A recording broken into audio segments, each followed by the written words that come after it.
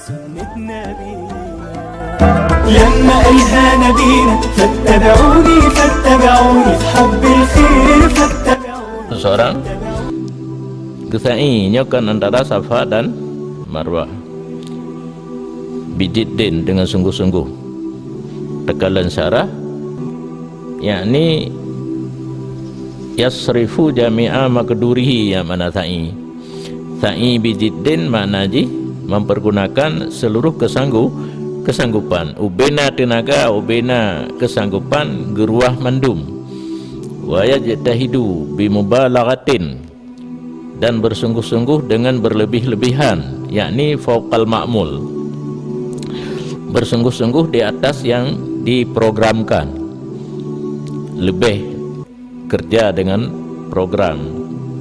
Mamandum yas'i bijiddin yajtahidu bimubalaghatin li talabil qut, untuk mencari makanan pokok.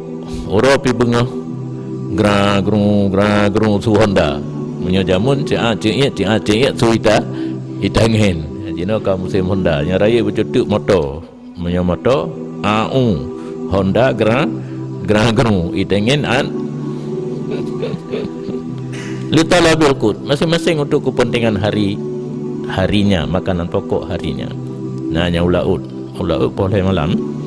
poleh malam kupu poleh malam antara angin dunong di peik laya, karena malam berembus angin dunong, Oteuro berembus angin laut.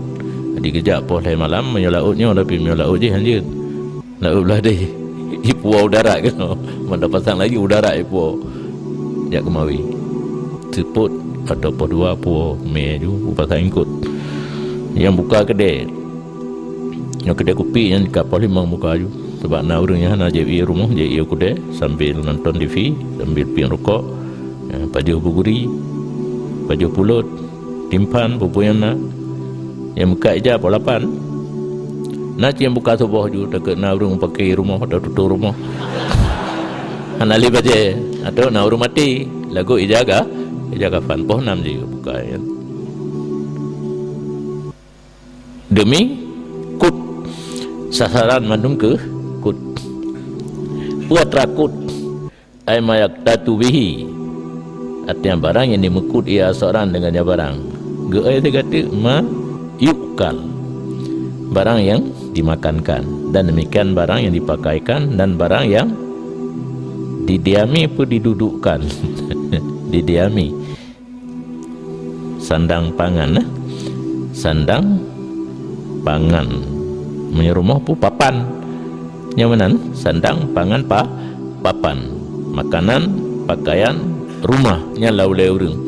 Jadi sumoto gru su Honda an ia tu tangan laulai urang sandang pangan papan.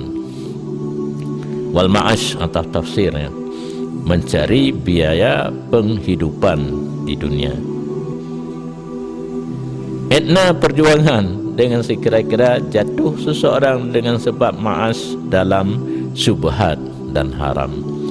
Bebas, yang penting yang perlu surau paduk tercapai walaupun haram dan syubhat. Nyan ya ramai.